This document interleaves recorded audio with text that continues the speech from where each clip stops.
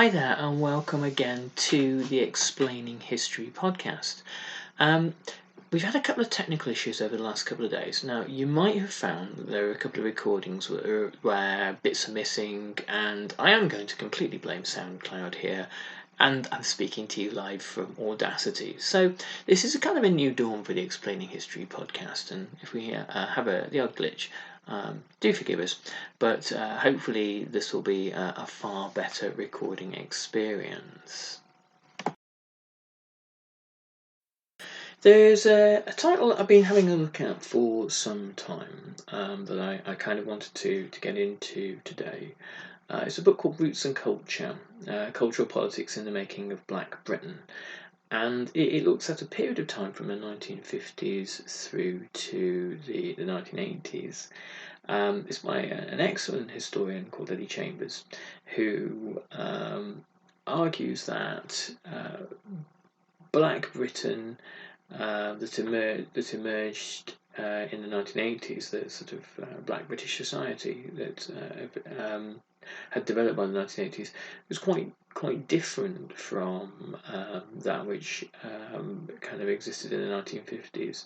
The first wave of black immigration from the Caribbean had a kind of a particular worldview, a particular outlook, and a particular set of values which are kind of historically, culturally, and socially shaped, and partly the legacy of empire itself. And that the next generation of black people in Britain were shaped by not the experience of life in the Caribbean, obviously, but experience of life in Britain and the experience largely of a fairly hostile culture to which they had been introduced to. One which their parents had not really kind of anticipated or expected, and that in itself created certain kind of outlooks, ideas, beliefs, connections, and senses of identity. It's a fascinating book, and one that I really hope to return to an awful lot in the next few months. So to begin with, we're going to have a look at the actual opening of the book, the preface, which tells us an awful lot about the kind of the argument that will follow through over the next few months. Eddie Chambers writes, "This book is about the cultural formation of Black Britain. It seeks to address the questions of how and why a distinct cultural identity centred on African Caribbean experiences took such dramatic and definitive shape during the 1970s, leading in turn to an unprecedented period of Black British creativity during the early to mid-1980s. How and why did a group of British people who had in many respects been brought up under the British flag, upon arrival in Britain come to have such markedly different cultural formations as compared to their white counterparts who were raised under the very same flag, albeit on home soil? And how did this generation of Caribbean immigrants give birth to a generation of British-born and or raised youngsters who had come to fashion a cultural identity that was in so many respects unlike that of their fellow white citizens with whom they had gone to school and on the face of it shared so many experiences? The late 1970s and early 1980s marked a moment of particular intensity regarding the manifestations of black consciousness. While much of this consciousness bore the hallmarks of a generation ill at ease, bridling against the somewhat ill-fitting garment of Britishness, it is right that we do not lose sight of the fact that Black Britain of the 1970s and the mid-1980s, as a consequence of this consciousness, gave birth to an extraordinary breadth of creativity. Art, music, poetry, theatre, literature, all these fields reflected not just the fractiousness of being black and being British, but also reflected as an as yet unsurpassed and unrivaled period of creative brilliance. While this book is about the manifestations of culture and cultural identity, At every turn, experiences within the social, political and educational arena have a bearing on the narratives of roots and culture. So much so that ultimately it may not be possible to entirely separate that which is social and political from that which is cultural. This is hardly surprising because time after time experiences reflecting the somewhat marginalised status of black British youngsters has a direct bearing on matters of their cultural identity. For example, the widespread unemployment and underemployment from which black youth suffered meant that they had more time on their hands to reflect on matters of group identity, in some instances consciously, in other instances less so. If we just turn to that for a moment and look at that as a means of helping us to understand the formation of identity, that if the common shared experience of black people, particularly the second generation of black people in Britain from the West Indies during the 1970s and 1980s, if their common experience was a greater likelihood of unemployment, a greater likelihood of employment discrimination, then a certain outlook will emerge. And it wasn't necessarily an outlook that was shared by the previous generation.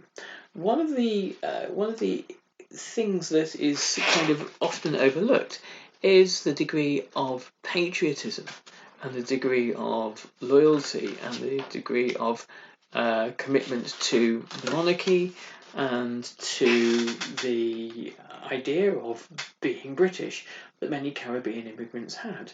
The idea that there was a place that was going to be welcoming to them and that they kind of belonged to. Of course, they were British citizens and under the then rules of the British Empire. They were British passport holders, and that passport had, for many, an immense sense of significance and pride. The actual reality of growing up in Britain was really something that shaped the next generation.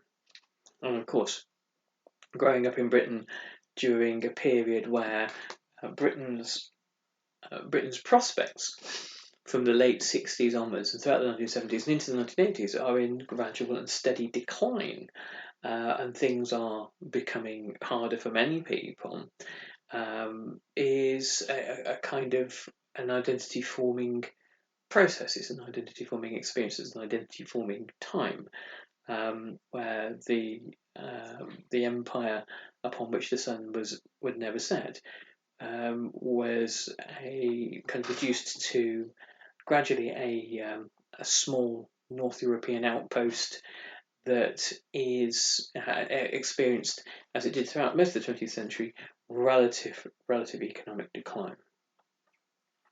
In this respect, unemployment meant more than simply a lack of earned income. It became simultaneously a state of being which created its own conspicuous presence on the streets, a presence that the police were wont to view as suspicious, delinquent, and resulting from a freely chosen form of idleness. In turn, this harassment contributed to particular cultural expressions that bridled against such treatment.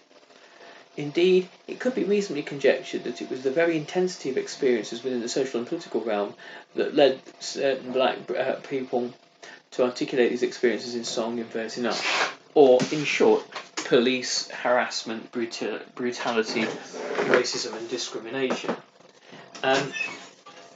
It became quite apparent to black teenagers in the 60s and 70s that the police force was there to kind of act in a sort of quasi-colonial manner, that the police force was there to racially police them, and the long history of stop and search laws and the special patrol group and all that sort of thing would tend to bear that out. The difficulty in all of this is that for many black British people, that Britain had promised to be a home that it failed to become. So, Eddie Chambers writes, thus far, For Britain's black population, the 1980s has proven to be arguably the most creative and significant decade in their history. It was, after all, a decade that witnessed the astonishing and dynamic emergence of a new generation of black British people, largely born and or brought up in Britain, the children of Caribbean immigrants. These people simultaneously challenged the existing notions of Britishness, even as they embodied new, dynamic, late 20th century versions of British identity. Roots and Culture seeks to chronicle the extraordinary blend of social, political and cultural influences of the mid to late 1970s that gave rise to Black Britain in the 1980s. In some ways, this is a story of changing identities, from those imposed or assumed through to those boldly chosen or embraced. In this compelling narrative, Britain's post-war immigrants most frequently described themselves and were in turn described as West Indians. The dominant or host society was wont to assign this label, not only to immigrants themselves, but perhaps more troublingly to the British children of these immigrants. Well into the 1980s, it was customary for press, media and sociologists alike to refer to Black Britons of all ages as West Indian, even if they had been born in Great Britain, obviously. In time, black people of a younger generation wrestled themselves free of the term and gravitated instead towards Afro-Caribbean. This embrace of Afro reflected an earlier embrace of the label in the US, where Afro-American had become a signifier of choice for much of Black America. But Afro-Caribbean, much like Afro-American, proved to be a nomenclatural resting place rather than a final destination, and in time, Afro-Caribbean became African Caribbean or Black British.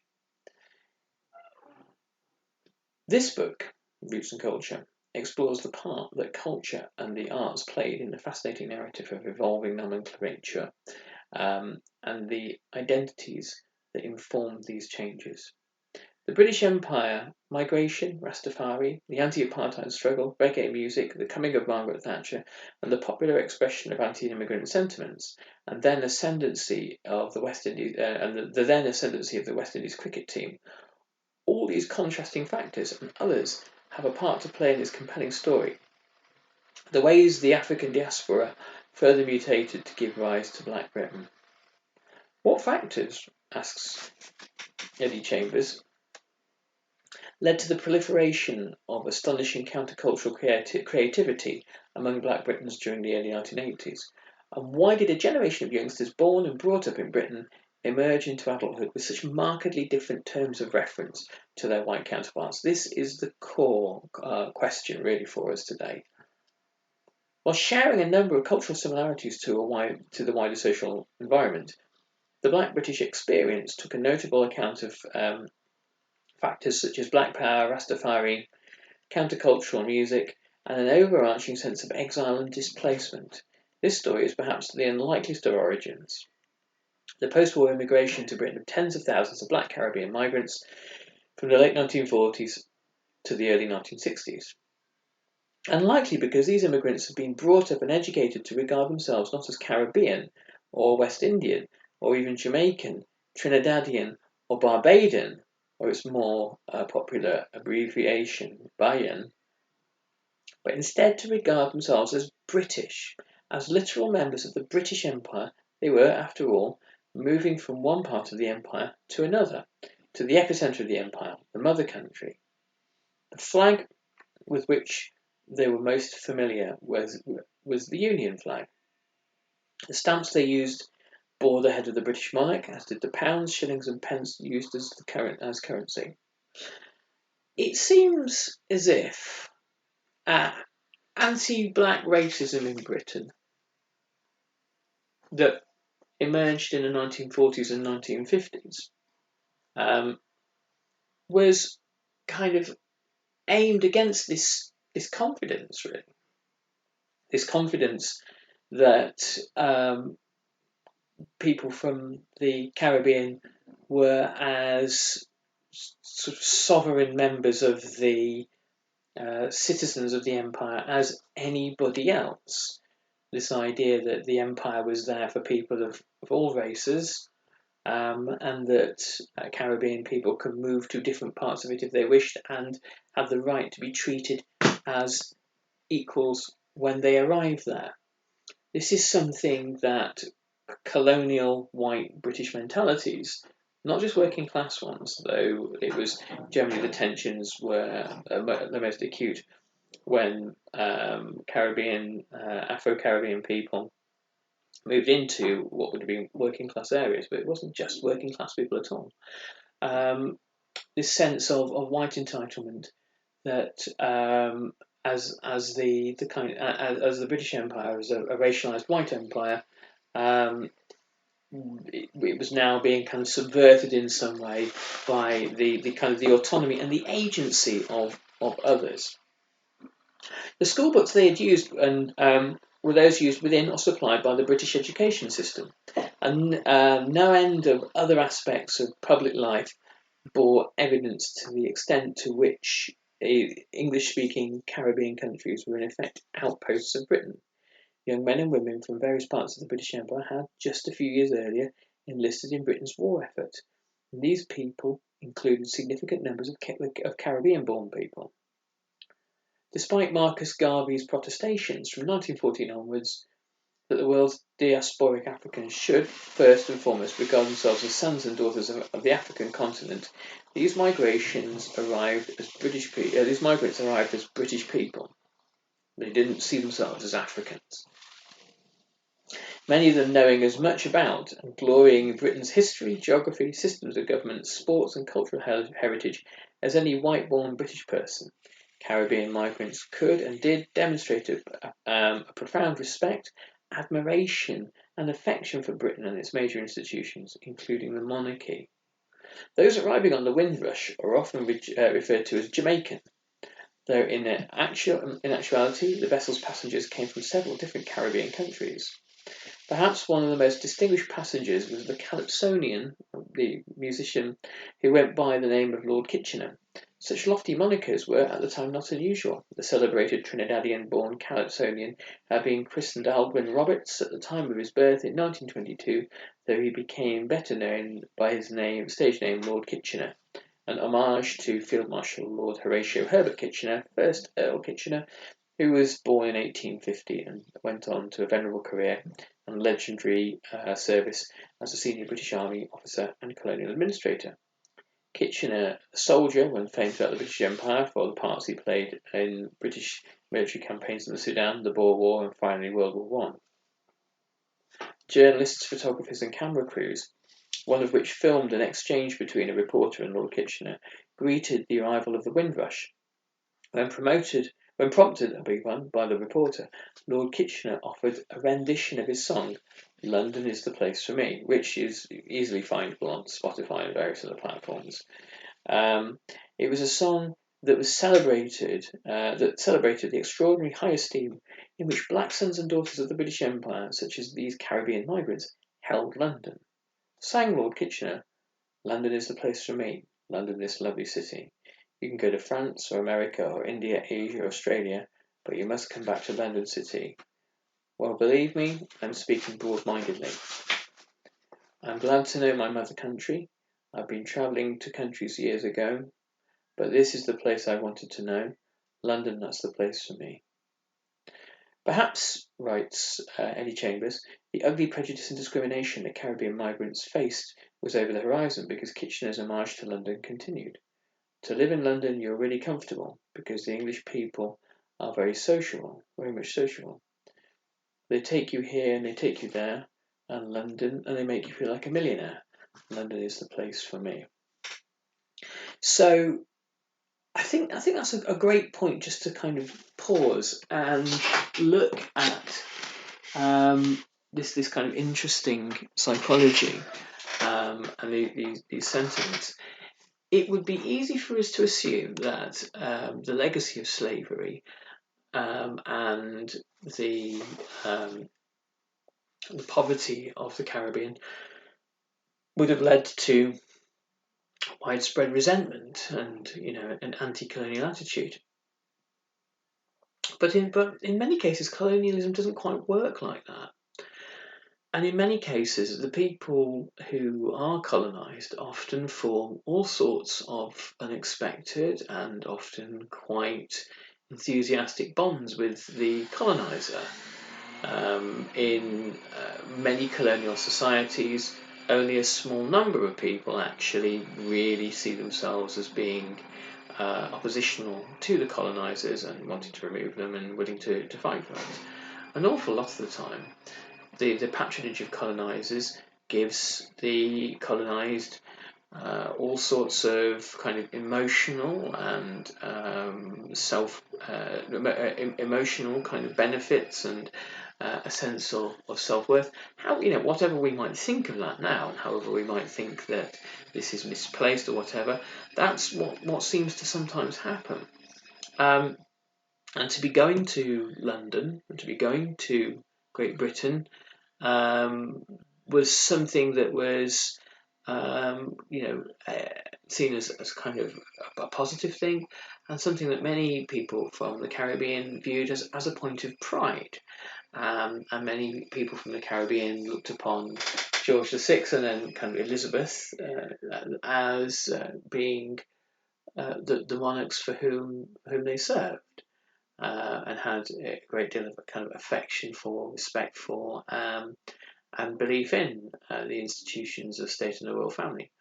It's possible that there was, amongst many people from the Caribbean coming to Britain, a degree of social conservatism. They viewed institutions and tradition as being basically good things, and I suppose it takes the experiences that come after that to actually create a generation of people where that respect for law and order, or the trust in the police, the respect in traditions and institutions, is greatly diminished with very, very, very good reason. But we shall come to that. So consider this and the next few episodes on roots and culture, like the beginnings of something new that we're doing here. We haven't really looked at Black Britain, we looked at Black civil rights in America, but not really at Black Britain. Okay, so there we must finish. Now, hopefully we're not going to have any further technical issues. I'm going to go back when I've got a minute and tidy up the one or two podcasts that have been a bit of a problem this week, put it that way. And I'll catch you all again tomorrow, and tomorrow we will be delving back into looking at war reporting in the Soviet Union during the Second World War. Thanks very much, everybody. Take good care, and I'll catch you all again on tomorrow's episode of the Explaining History podcast. All the best. Bye-bye.